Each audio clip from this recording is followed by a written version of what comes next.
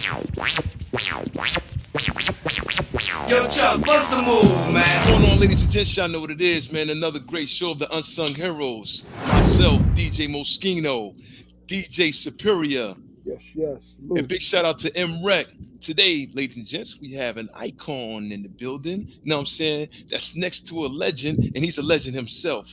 Man, the myth, the legend, man, E-Love.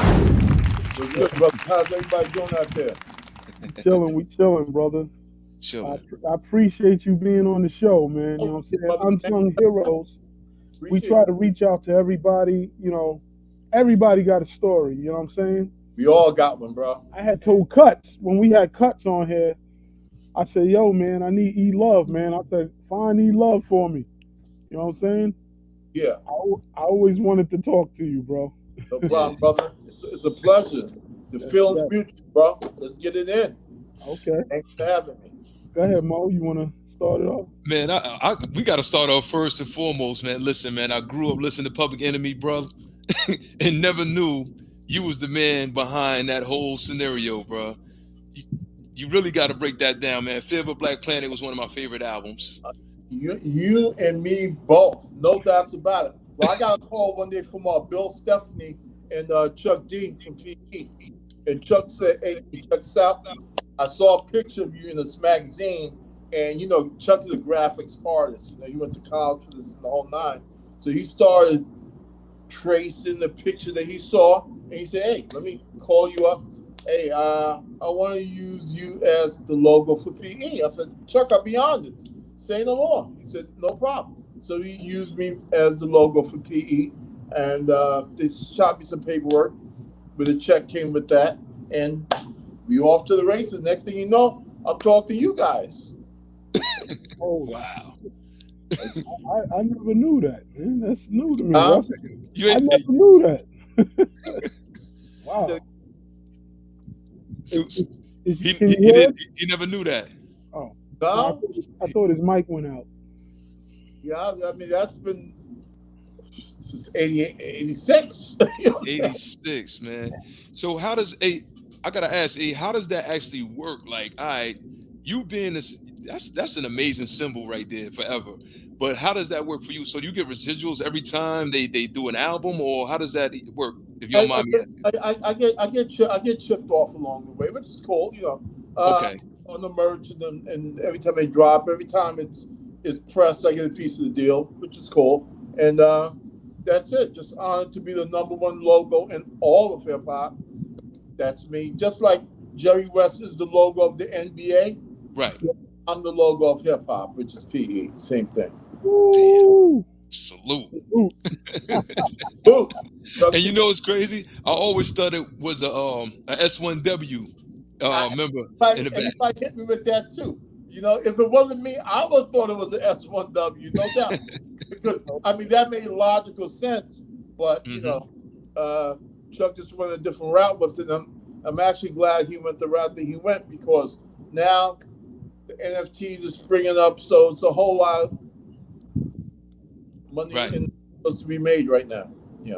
Okay. Yeah. Yo, I wanted to know this though. How did you meet LL, man? Me and Todd, we grew up together a couple blocks apart. I was about 11, 12, 13 years old. I had just finished doing one of my snow routes. When you were a kid, you know, you shovel snow to make that dough. And I made my money shoveling snow. So I bought equipment. I bought some DJ equipment. I had 2 Techniques, Gemini mixers, Sermon Vega speakers in my garage. And I also had a mini bike. And I used to rent my mini bike around the block one time for $5. If you're a young kid, well, experience a mini bike ride is $5. So this kid came up to me one day and he was like, "Yo, let me get this ride." I'm like, "Kind of short. So why don't you get on the back? I'm gonna shoot you around the block one time and let's see if you can handle the power. Then you can go around alone." That was Todd. Wow. We just met and started vibing, and I recognized this kid right here. I told all the kids in the neighborhood, this kid right here, he is the one that's going to go all the way. Don't get mad. Start helping him. and that was Todd, and he went all the way, like I said. Wow. So you said that's around 12? 12? You guys were About 12 years 12, old? yeah, about 12 years old, yeah. So what was it that you saw in him that you like, yo, he's gonna be it? Well, I know talent, bro. I mean, talent does not change. I don't care how old you are. Mm-hmm. Talent is talent. If you can go to a little league baseball court right now and watch a bunch of kids playing baseball, I can pick the one that's going to go all the way to major leagues.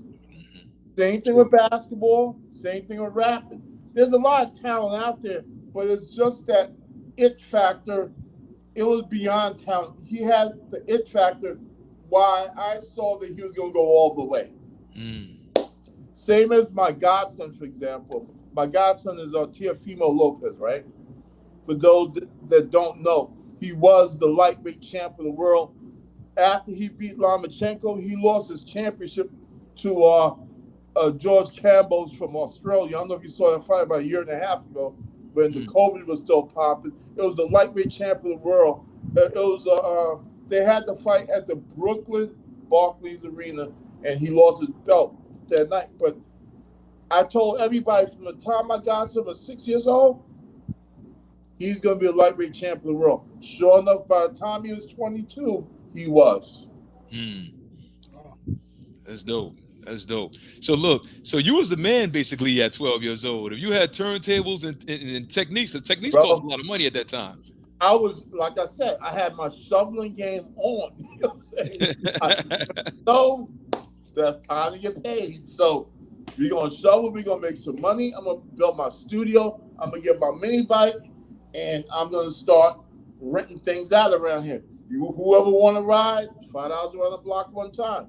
Next thing you know, that led to studio time. Me and Cut, we had a group called we had a group called the Farmers Crew. And we had a bunch of MCs, a bunch of artists, a bunch of DJs coming over every day, seeing who was nice and who was not.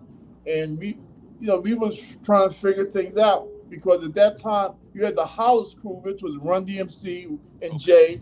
Mm-hmm. Even though they were Run DMC, they just left the Hollis Crew because they just got a deal. So we still wanted to go and battle the Hollis Crew. Even though Run D had deals, we were like, nah, we don't care about that. We want to do it in the park. You know what I'm saying? They trying to sell records. We trying to go back to the park. You know? So, yeah. Mm-hmm. Damn. So Run basically at the time they were the influence for you guys. Basically, they led the sound and everything for you guys. Basically, absolutely. Run DMC. They were the biggest things in Queens at that time. They dropped Suck MCs.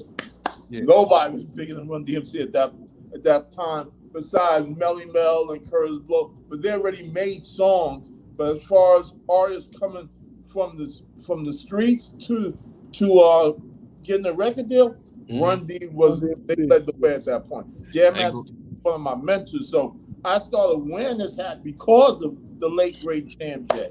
Salute. Yeah. Damn. How was Jam J, man? What was his energy and aura like? Jay was one cool dude, bro. I mean, he's a brother that if you were with him, you need anything, you didn't have to ask him for nothing. He would just say, I got you. He's that type of, he's a very giving person, always respectful of everybody, constantly telling me, this is what you do, this is what you don't do. Don't blow your money, save your dough. Don't go getting these broads pregnant. I mean, he just gave me the 411, you know. He told Todd the same thing, and he was somebody that I actually looked up to, even though we was a couple years apart. Because he touched down on the business before we did, so we listened to Jay. I mean, Jay he was already in the game. So at that point in time, I'm gonna take my advice from somebody that's doing it. Right. Which was Jay. Let me ask you something. That Crush Groove movie, how much of that story was? You know how people be adding stuff to make the story more than what it is, but the Crush Groove thing, because L did excellent in Crush Groove, even though he had that one part. But that part, y'all came in there, and then he said, "Box." That part, how did you feel on that one, man? That whole scene took place. The whole thing was magical how it happened, because keep in mind, Crush Groove at that time, you had Run DMC, you had Curtis Blow, you had New Edition, you had the Fat Boys, and you also had you had Run D, Kurzblow, the Fat Boys, New Edition. You had everybody there that I just mentioned. They all had record deals. We were just getting a deal for I Need a Beat. Wow. And I Need a Beat dropped. We were doing singles, we were doing shows, but we were not nationally known as everybody else that was in the movie. So I kept talking to one of my mentors, George Jackson Jr., George Jackson Sr., my apology. George Jackson Sr. George was one of the lead producers on Crush Groove, right? Every day I'm talking to George, like, George, is there any which way we can do anything in this movie, speaking wise, without being extras? Well, this is the deal. Run DMC, these guys, they paid their dues. You guys, you have not paid your dues yet, so keep working as an extra, and I'll see if there's anything there that you guys can do. So I'm looking at the sides every day on set. I'm reading. I'm like, okay, I see something. Hey, George, there's an audition right here, right?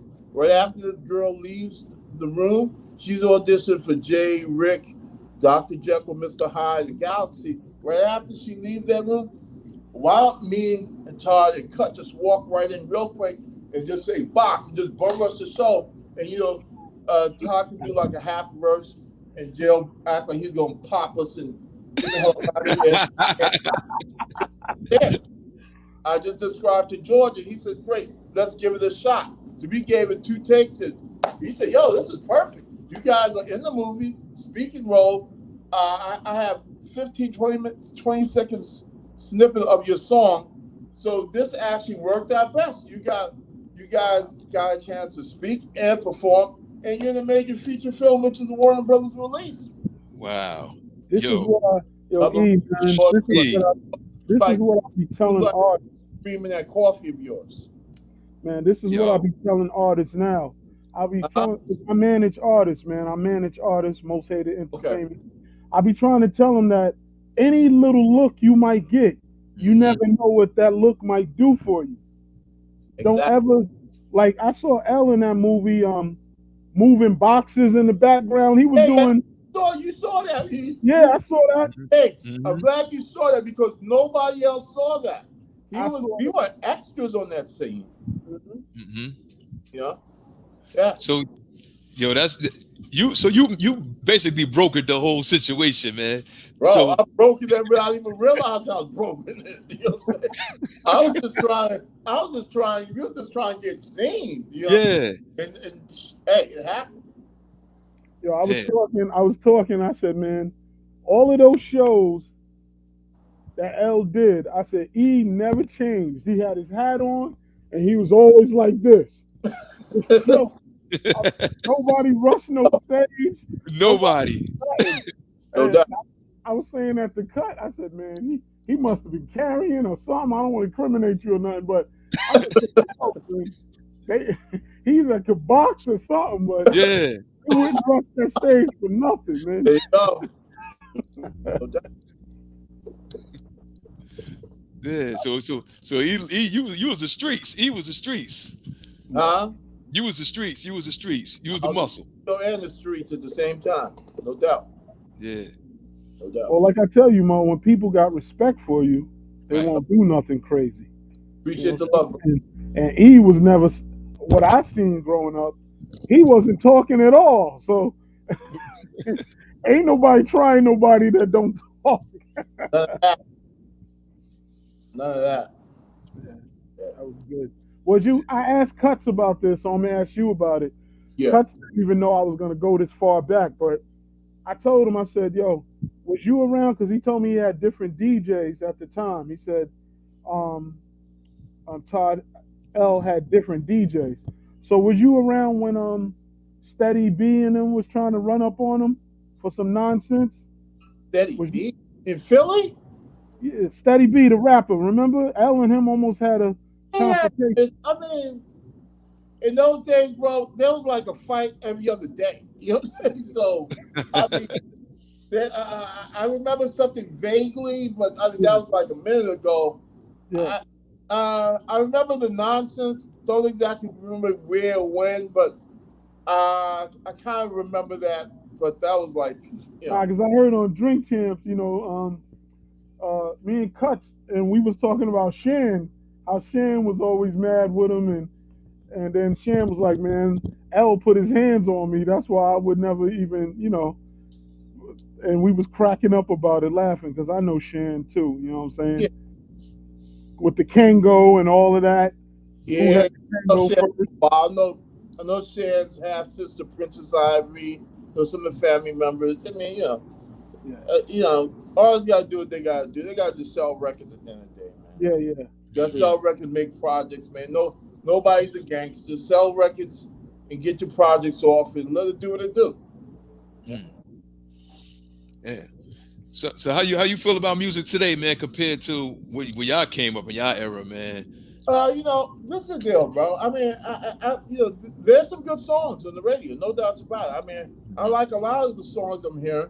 A lot of songs I don't care for, but there's a lot of songs that I vibe with. Mm-hmm. I like all genres. I mean, the new stuff, some of it's cool, some of it's not.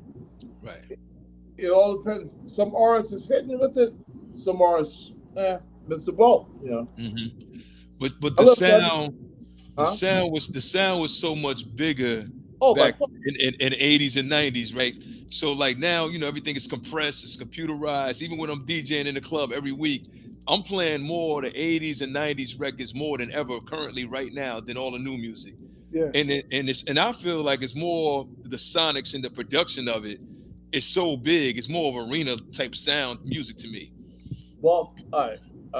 The production back years ago, the production to me was better than the production today Oh, because it is. Definitely. those producers back years ago, they actually played some real instruments. Uh, Now it's a whole lot of the digital things going on in the studio where it's too much digital.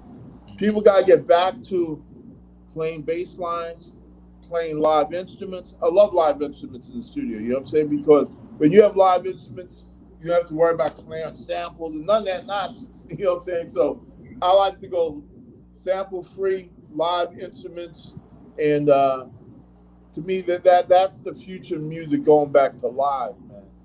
Even when they were sampling, some Well, people were. huh? Even when they were sampling, some people was playing it over. So, Yeah, of like course. you said, they still was going in there Absolutely. creating it. Yeah. I mean, I don't have a problem with samples either. If you just take somebody's idea and give them the credit, pay them for it. But I like to have live music in and real different instruments. I want to hear some new, to bring some new shit to the table. Yeah. Bring something new to the table. That's all I'm saying. Right. Now you're right about that. So that we're speaking on sound currently. What happened to the sound of New York? Because I know that you did work for Peter Gation at one time, and you was at the Tunnel. And when you was at the Tunnel, we had our sound. Oh man, no doubt. And I feel like when the Tunnel shut down, we lost our Yeah. sound. We lost ourselves. Yeah, That, shoot.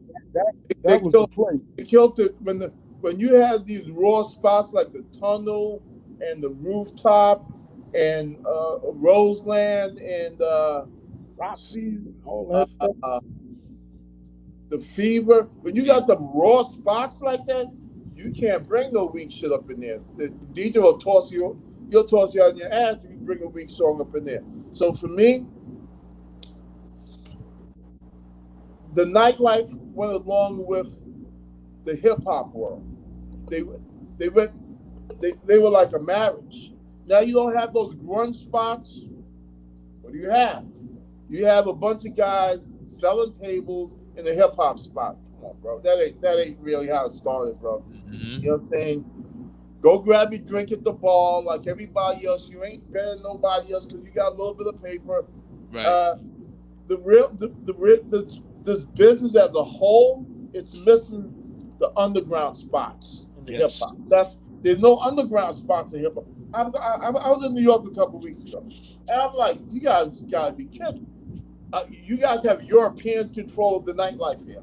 How the hell that happened? I mean, how the hell did somebody from Ukraine be in charge of the nightlife in New York City? Right. Seriously. 100% right. Yo, and he's right about the underground spots because you know I DJ'd for DMX, and we used to hit all those underground spots that you're talking about. Exactly. Our first video, "Get at Me, Dog," was at the tunnel.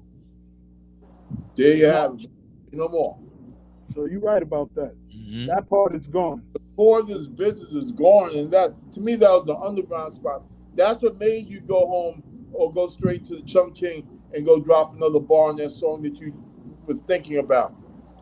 Right. There's nothing like that to pull a young artist's creativity out. I'm just like, I don't know. I mean, there got to be a shift back toward the reality of this business, man. Yeah, because radio's watered down. You know what I mean? We got at this point we got to be thankful for Rock the Bells. Salute to LL for doing what he did. Absolutely, you kidding? I mean, man, salute. Understand me.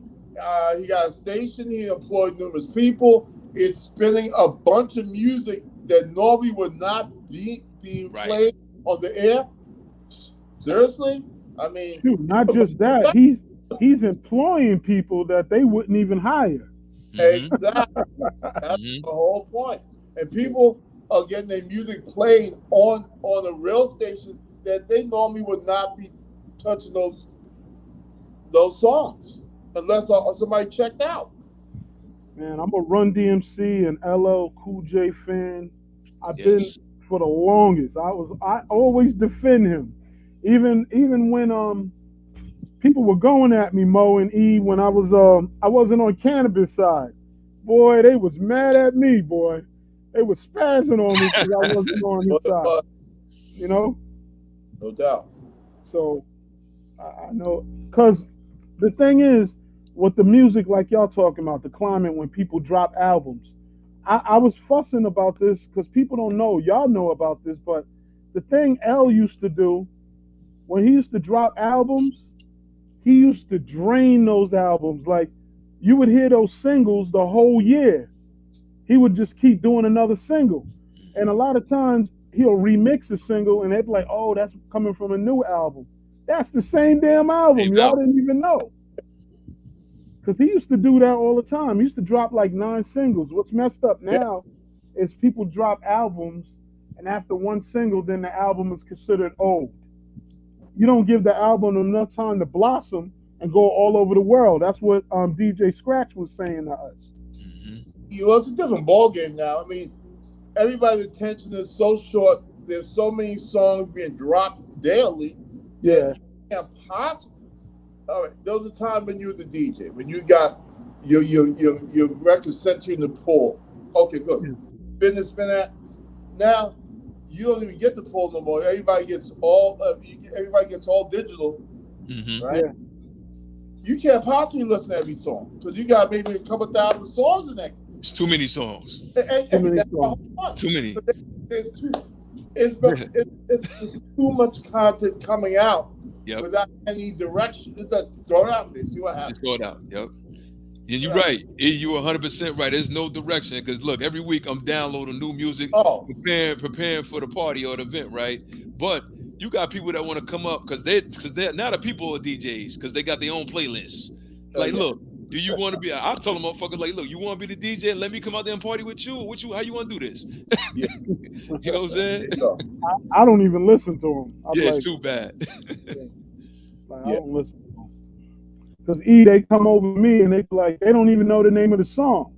Exactly. They be like, can you play that? Play what? And then they boom. You know that boom, boom, boom, boom? I don't know what the fuck that is. Damn. I used to be in a record. I used to run a record pool. Called VIP record pool. Huh?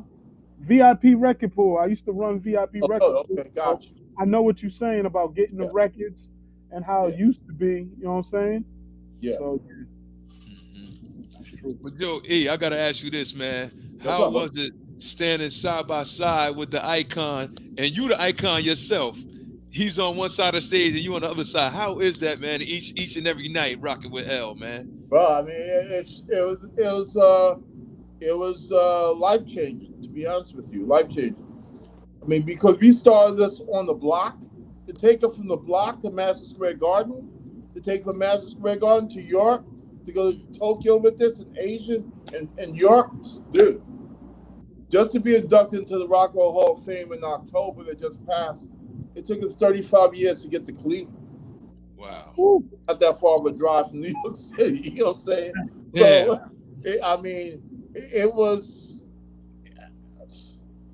I'm blown away by just to see what we did from 1984 to now is, I'm blown away sometimes just by looking. I might be just sitting there watching the game, and next thing you know, I see NCIS pop up. Oh, yeah.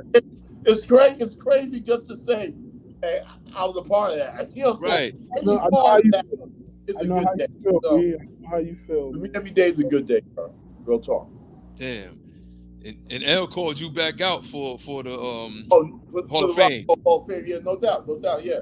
Because actually, I mean, before the pandemic happened, I was actually living in Tokyo. Okay. I brought Stanley and Jeremy Renner to the first Tokyo International Comic-Con in 2016. Oh, nice. Man, we had 150,000 people there 3 straight days. I had Stanley, Jeremy Renner from the Bourne franchise, and Lance Hendrickson and Steve Wozniak, co-founder of Apple. We had about 150, 160,000 people there. Steve Wozniak, he bailed at the very last minute. But everybody else showed. We had 150,000 people there 3 straight days. After that, they put me on this Olympic Entertainment Committee for the Olympics 2020. Now, since 2016, when I brought Stan Lee out, it was 4 years. So we was working on the opening ceremony and the closing for 4 years. 3.5 years, 3 years in, COVID came, shut the whole thing down. When 2020 rolls around, they canceled the Olympic. Then the next year they had it, but my situation, I needed an audience to do the opening ceremony and closing. So I had like $40 million in sponsorship. All that went bye-bye because we couldn't have an audience at the Olympics. See? So I just got slammed because of COVID. You know what I'm saying? So it's what it is, bro. Just gotta take the good with the bad and keep it rolling. Wow. Yeah, sorry to hear that, bro. It happens, bro. So real talk, I just keep moving. You know, I have 2 video games we're in production with right now at the moment, which is Fearless D. One's a drift driving VR racing game, and I have the face of that game being the Drift King. He's the guy that started Fast and Furious. Okay. Then on my boxing game, I have Rolly. You know who Rolly is? Rolly's fighting Tank Davis next month at the Barclays, and we're actually putting together the after party for that event and the whole nine. So I actually focus a lot of my energies on the sports world nowadays. Yeah. So the video game, is that going to be in the metaverse? Huh? Is the video game going to be included in the metaverse? I don't know about no fucking metaverse, universe. It's going to be in the verse where all the people damn metaverse. I don't know none of that. People are going to be able to play this damn game, brother. In my verse. Salute. I wasn't sure if you was messing around with this new age stuff, man. I wasn't sure. Let me you know, that's a whole nother ball game, brother. I gotta ask you your opinion on this because we got to go into current things that's going on in the world. So, what is your opinion on the Chris Rock situation, man, and Will Smith? Oh, Chris and Will? You know, I mean, I know both guys really well. I know Chris for a while. I know him before Chris grew. I know Will. Will was on tour with us for years. Yeah. I mean, me personally, I mean, I wouldn't. Me personally, I wouldn't have handled it like that. You know, but I'm not Will either. So you know that whole thing to me was, I think it was blown out of proportion. You know, I, I those two have had some issues in the past. Okay, so uh, it's gonna cost him. It's gonna cost him. He's gonna pay for that. And then everybody saw the wifey out of the blue, like she went against it. She was like, "Yeah, he shouldn't have did that," or I He couldn't did that believe. because of you. Because the way how you looked at him, you gave him the look like you gonna allow that man to talk to your wife like that. Yeah, And he felt he had to put the balls back in. Let me go up here and straighten this shit out. So, I mean, you know, all right, well, the whole thing started off. It started off rocky from the start, bro. Yeah. Yeah, that is crazy. Here's another one for you. Verses. Huh? Verses. As far as the verses thing, everybody been sitting around trying to figure out who L could go against. Who would you like to? Who would you like to? Not, I don't want to say who would you like to see him go against, but who you think is worthy to go against him? Because that's 3 decades of rap. You got to really have a nice catalog to go against him. So who would you think? Yeah. If it ain't Jay-Z, I don't want to see nobody, bro.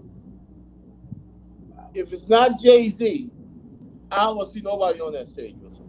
Real talk. I mean, that's for me. Yeah. It would be Jay-Z.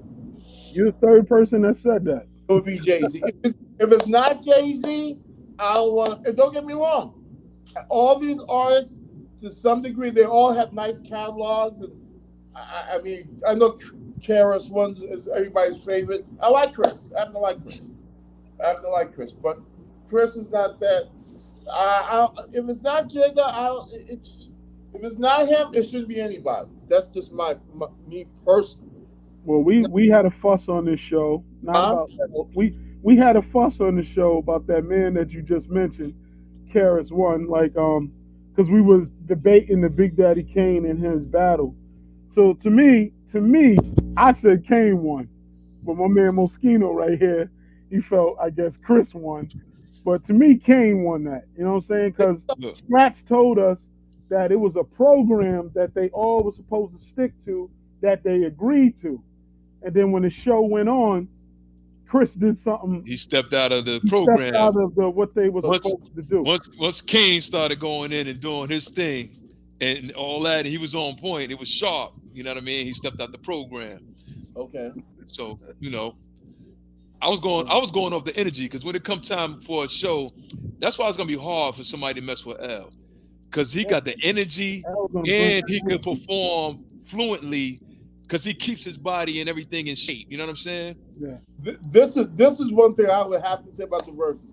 I would only want to see those two. I don't even want to hear about your collaborations. Leave that over there. I don't want to hear anybody bringing anybody. Leave that over there. Only you two. You two. That's it. I don't want to hear. If you're gonna do a verse from another song, great, but don't bring the other artists. You do that verse and keep it only you two. Now let's do the verses. Yeah. What he's saying, a lot of those records, I don't want to hear nobody's wife up on the stage with them doing a verse. Yeah. I will see none of that. I'm with you on that. None of your label mates, none of that. Just do. He's right, man. L did that guy. If you're really that guy, you don't need anybody else. Exactly. Yeah. If you claim you were that guy, for real, you're right. Really that guy, you don't need anybody on that stage but you. Mm-hmm. So we gonna find out who's really that guy. No, I agree. That's how I would want to see it.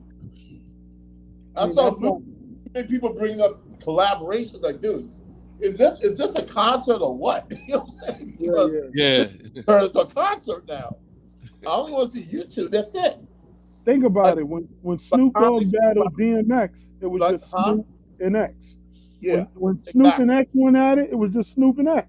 Exactly. Thank you. Very simple. Keep it simple. You know.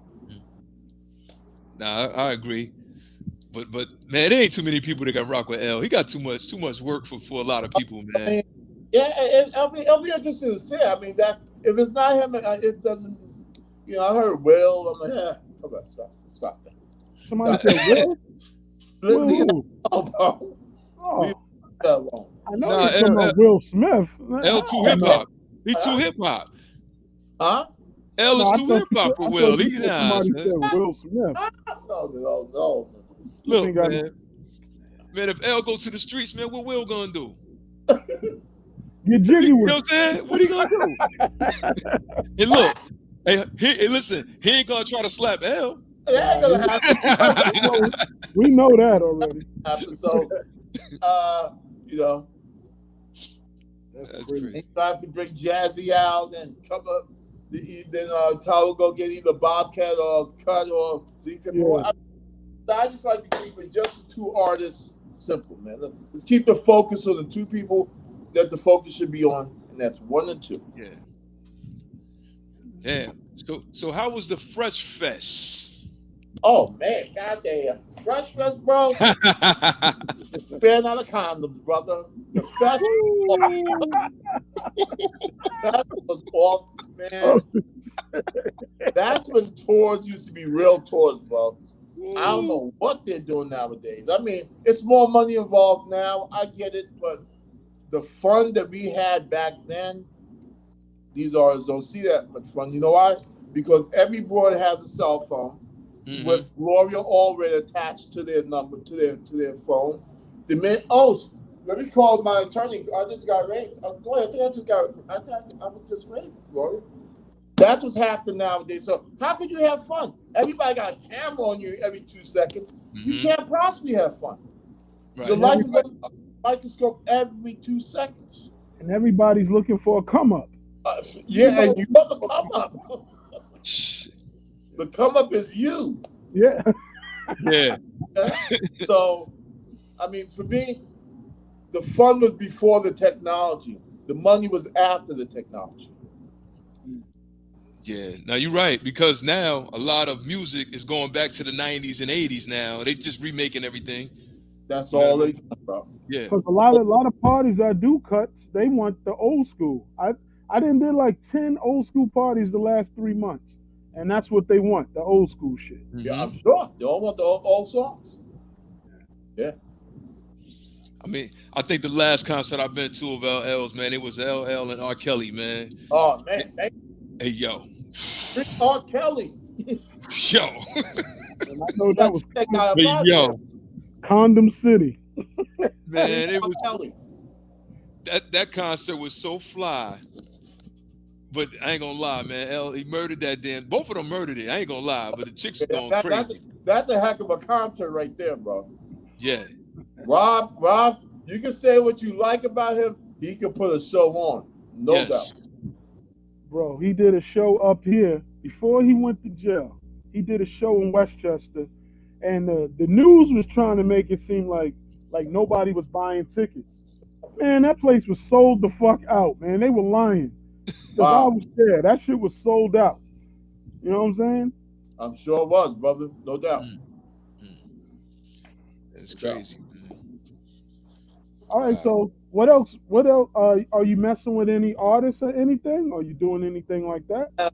You know, artists artist is really a hard thing because everything got to line up. You know, it's a hard situation for artists nowadays, man. Okay. Everything down. I mean, I really feel for artists nowadays because they don't really have any place to go to. Labels don't want to see them, and you don't really have enough money to put your own music out because you need videos, you need market dollars. So I mean, what they do nowadays, I guess they try to get followers and likes and bandmates and shit like that. You know, but not really mess with any artists. I have my reality show that I'm in the process of shooting. It's called Symbol of Rap. Symbol of Rap. And the show covers the entertainment side of what we do on the sports side, the entertainment side, and the technology side.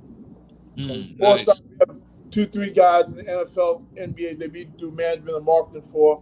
On the sports side, we have a couple up-and-coming basketball players and boxers that we're dealing with. And we have on the entertainment side, we're doing the reality show with the soundtrack.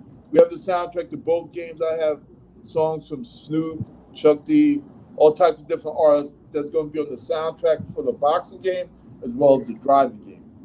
So even though I'm releasing 2 soundtracks, these soundtracks, they all have all known artists on there. Maybe they're like maybe 1 or 2 artists on there that's not a household name. Mm-hmm. So is it true that they say the bigger the artist, the less control they have? Absolutely. Absolutely. Damn. Wow. Because once again, we're not signed. We're not signed to our own situation. We're signed to somebody else's situation. Mm-hmm. You have your own situation. It's like most artists at that level, when you get to a certain level, you're normally they normally have the hooks in you by then. You see what I'm saying? Yeah, they have the hooks in you. Like a guy like Jay is, even though he's an independent artist, Live Nation got a piece of what he's doing. Everybody has a piece of his situation. Nobody's at Jay's level that's solely independent. Where I'm not with Live Nation. I'm not with the label. I'm that big and I'm doing my own thing, and all this money is coming to me. No, it doesn't work like that. So, say for instance, an artist like such as Drake, he can't get out of his situation whatsoever and become solely all the way independent without any type of label. I'm not sure what kind of situation he's in, but I know he had a situation with Young Money, with his music. But I don't know what kind of copy he has. But I'm sure it's ironclad because they don't want, the last thing they want is Drake being an independent artist where he can put his own music out and all that money is coming to Drake. And he goes, or he does not need a Live Nation. He can do his own tours, and him and Al can make all the money just me and Al splitting the $50. Because I think that's what corporate America is not going for that, bro. They have a thing called Universal Music Group. Somebody is attached to you at the hip. Somebody It doesn't work like that. So I think that's what the route Kanye is trying to do now with his own platform and putting his own music out, whatever's on his own site. Well, he's trying to do it, but he's still locked into those other situations, like you said. He can do that. If he can free up, he can literally do that. I mean, if he can do that, well, you're a monster at that point. Right. Yeah. It will make perfect sense. That's why these labels started at 360, because they were like, hey, hold up. We made Will Smith, Ice Cube, LL, Ice-T, and Queen Latifah household names only for the studios to take advantage and own what we put money into? Hell no. You sign this as an artist. Hold on, what phone is that? Life. I know. I ain't got no phone. That was you, E? Huh? That was your phone? Oh yeah, I got 2 other phones. Oh, okay. we could hear you. They'll call back.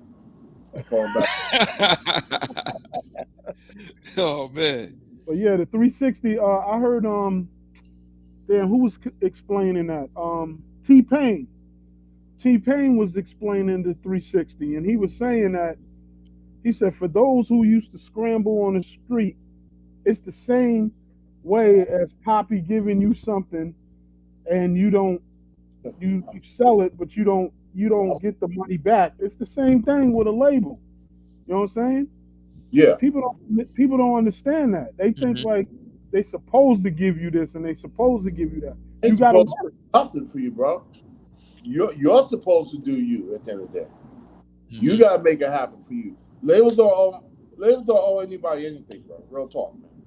They put you out, they give you some market dollars and promotion dollars. Dude, they did their job. You got to make sure your situation is right. You're the artist. This is your career, your life.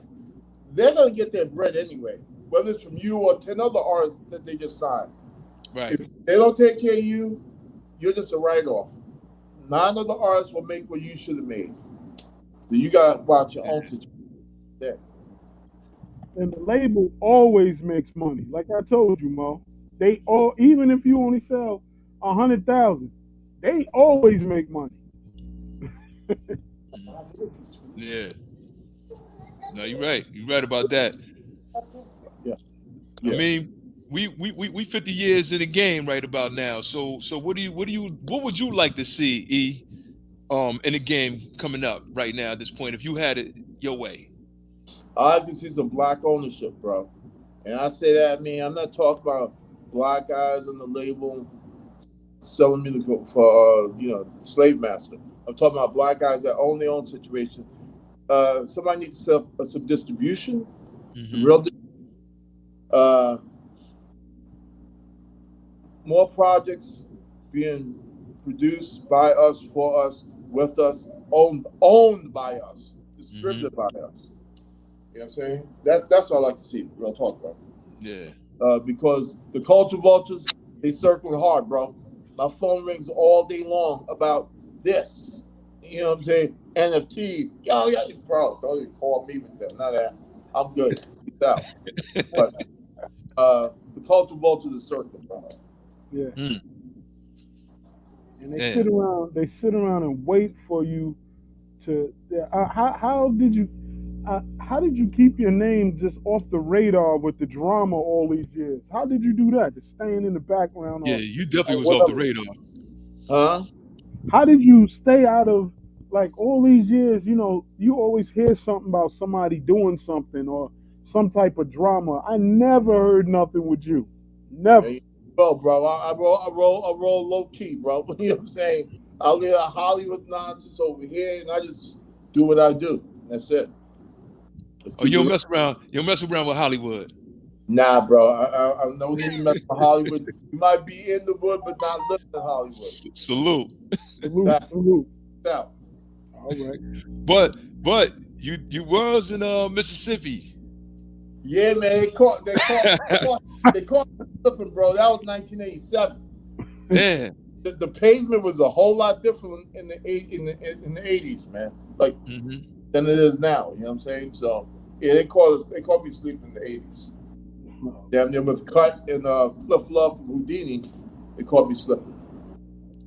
Damn. All right. It was like one more thing I wanted to ask him before we get off. Damn, can't remember what it was, Mo. Damn, I hate that when I keep.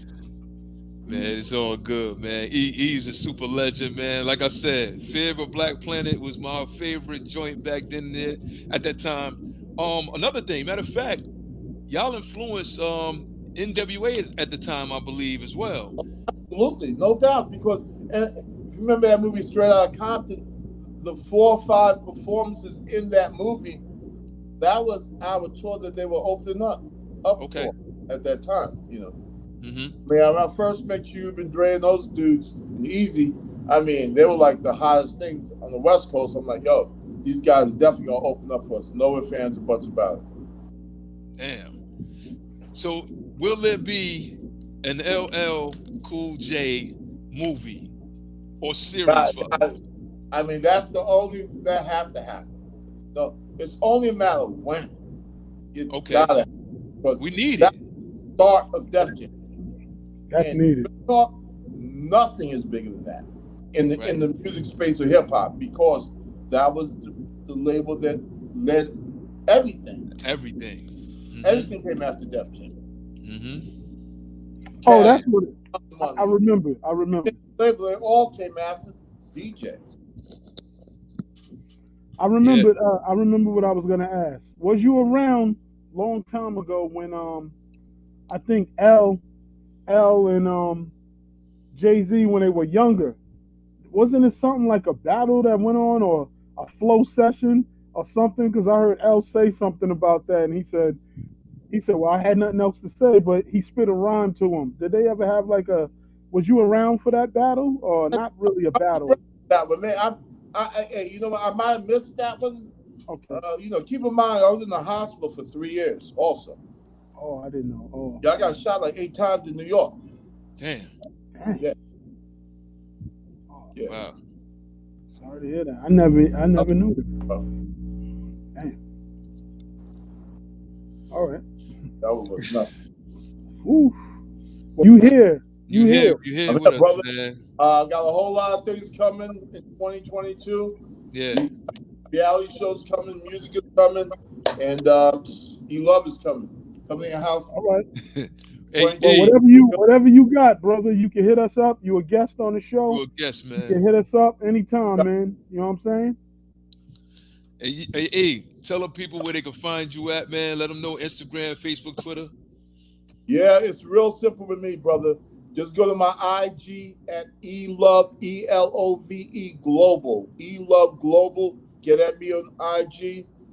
Hit me up there and stay in touch because we got hot music coming, reality show coming, soundtracks coming. The game is coming at the end of the year 2022. Peace out. You know what it is. Listen to those boys. Listen to that station. You know what it is, bro. All right. And Yo, E, if somebody wants you in a movie, are you down to do some acting? Oh, I'm always down for that, bro. I act every day. We out here in LA acting. Everybody down here. Yeah. Walk out the door, you're on the movie set. Okay. I might have something for you, man. We working on something, so I might holler at you. Keep me up anytime, brother. I'm down. Big or small, doesn't even matter, bro. Yo, what up? This is E-Love. Right now, you listen to the Unsung Heroes. Don't be a hero, be unsung. Peace out. Woo! Big shout out to my man Daryl for making this happen. My man Daryl reached out to E-Love for me. Hey, what's up, brother? I got it. Show him his love. Check out the game, bro. Go Warriors. Yes. Salute. Salute. Salute. One love, E. My man.